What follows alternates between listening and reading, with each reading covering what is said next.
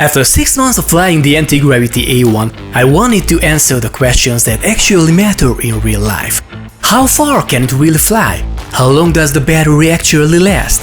Which features do I still use every single time? And which ones looked exciting at first but slowly disappeared from my workflow? Today I'm taking the A1 into a real-world test. Range, battery, signal, obstacle avoidance, 360 reframing, tracking, and the features that turned out to be surprisingly useful after months of flying. And there are a few things I definitely didn't expect. When I first started using the Antigravity A1, I was mostly excited about the obvious things: the 360-degree camera, the automated moves, the immersive flying experience, and the fact that you can capture footage first and reframe later. And yes, all of that is still interesting, but after 6 months, my opinion has changed a little. Some features became essential, some features I barely touch anymore, and some limitations only became obvious once I started using the drone in different real-life situations. So in this video, I'll test two things while we fly: the real-world range and the real-world battery life. But while the drone is in the air, I'll also show you what I actually use this drone for now, after half a year. Let's start with the battery at 100% and see what happens.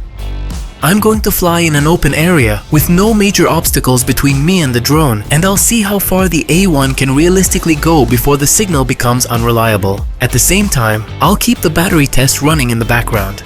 Because the official number is one thing, but the real question is, how much usable flight time do you actually get before warnings start interrupting the workflow?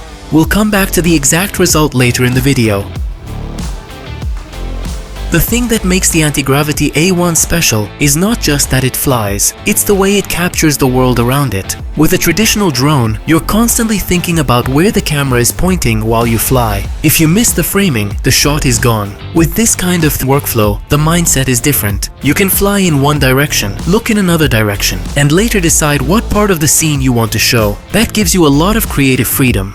Because now you're not only piloting the drone, you're also thinking like an editor while you're still in the air. For example, while flying forward, I can look to the side, check the landscape, find interesting angles, and those viewing directions can later help me during reframing.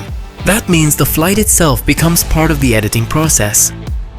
Especially because I can convert my headset view to adaptive keyframes during editing, making reframing faster by totally adapting to the headset movements. And after 6 months, I think this is one of the most powerful parts of the A1. Not just the 360 footage itself, but the way it lets you capture options.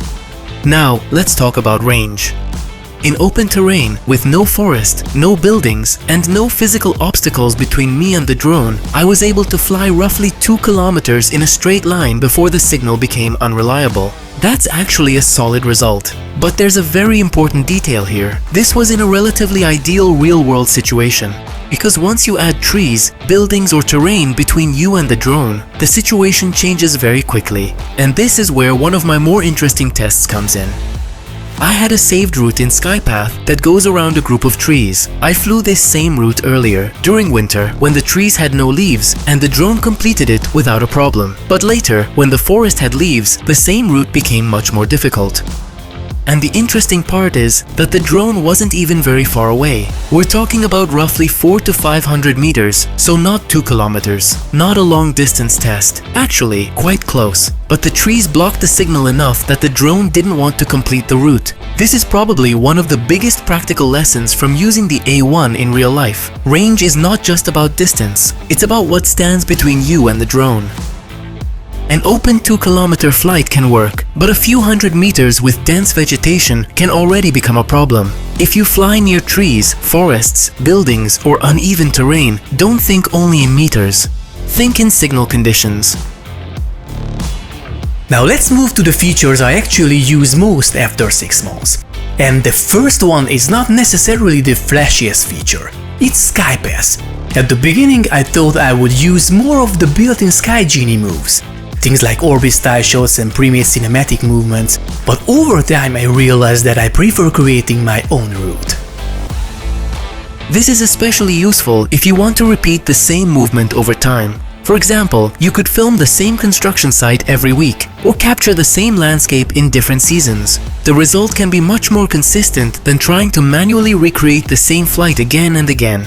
And this is one of the reasons I now prefer planned skypath routes over many of the built-in Sky Genie effects. After the spring update, this became even more useful because now I can also control the camera direction along the route. That means I'm not only planning the movement of the drone, I'm also planning the visual story of the shot, and I can decide exactly where the drone flies, how it moves, and where the camera should look at each point. But there is one thing I really wish the app had: route names. Right now, when I save a skypass, I mostly identify it by date and by checking the map. That works if you only have a few routes. But if you create several routes on the same day, maybe even within 1 hour, it becomes much harder to quickly find the one you want. The order helps, the map preview helps, but it would be so much better if I could simply name a route. Something like Forest Loop, Field Season Comparison, or Opening Cinematic Pass. For a drone that is so strong in planned repeatable movements, custom route names would make the workflow much cleaner. It's a small feature, but for real-world use it would make a big difference. The second feature I use all the time is tracking. Deep Track is one of those features that sounds simple, but in practice it's very useful. You select yourself or another subject, and the drone follows. It can stay in front of you, follow from behind, or capture you from different angles depending on how you set it up. For solo filming, this is a big deal. Sometimes I just want the drone to keep me in the frame while I focus on the action or the environment. And after 6 months, this is one of the features that stayed in my workflow, not because it's new or flashy, but because it solves a real problem. Now here's something I didn't expect. The Sky Genie moves looked very exciting at first.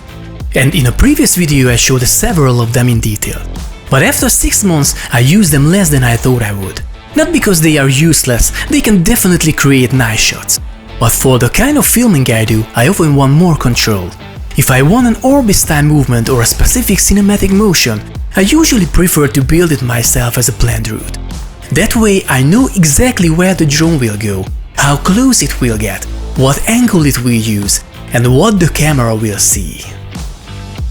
Obstacle avoidance is another important topic. After the spring update, the obstacle avoidance became much more interesting, especially with different modes like bypass and full obstacle sensing. And in normal use, I have to say, it works really well. It gives you more confidence, especially when flying closer to objects or in more complex environments. But there is one critical detail. In sport mode, obstacle avoidance does not work the same way. That means if you switch to sport mode, you need to remember that the drone will not protect you in the same way. And this matters especially when we talk about returning home with a low battery, which brings us back to the battery test. Starting from 100%, I was able to fly for about 25 minutes. That sounds good, but here's the more important part. That is not the same as 25 minutes of comfortable working time. In my experience, after around 20 minutes, the first warnings start to appear. And from that point on, the flight becomes less smooth from a workflow perspective. You can still fly, you can still finish a movement, you can still bring the drone back, but you're no longer working without interruption. One battery gives you around 25 minutes in the air, but for actual creative work I would plan with roughly 20 minutes. The last 5 or 6 minutes should be treated as return time, safety time and decision time. And that's very different from simply saying the battery lasts 25 minutes. So after 6 months, here's where we are. The A1 can reach around 2 kilometers in open terrain, but trees and obstacles can reduce practical range dramatically. The battery can last around 25 minutes, but the usable creative time is closer to 20 minutes. Planned routes became one of my favorite features. Deep Track is still extremely useful, and the built-in automatic moves are fun, but I use them less than expected. Obstacle avoidance works well in normal use, but not in sport mode. And the 360 workflow is still the main reason this drone feels different from a traditional drone. So what's my conclusion after 6 months? The Antigravity A1 is not perfect, and some of the flashy automated features are not the ones I use most. But the drone is still genuinely interesting, because when you use it well, you can capture shots that are difficult to get with a traditional drone. I'll keep testing the drone in different situations, so if there's a specific test you want to see, write it below. Thanks for watching and I'll see you in the next one.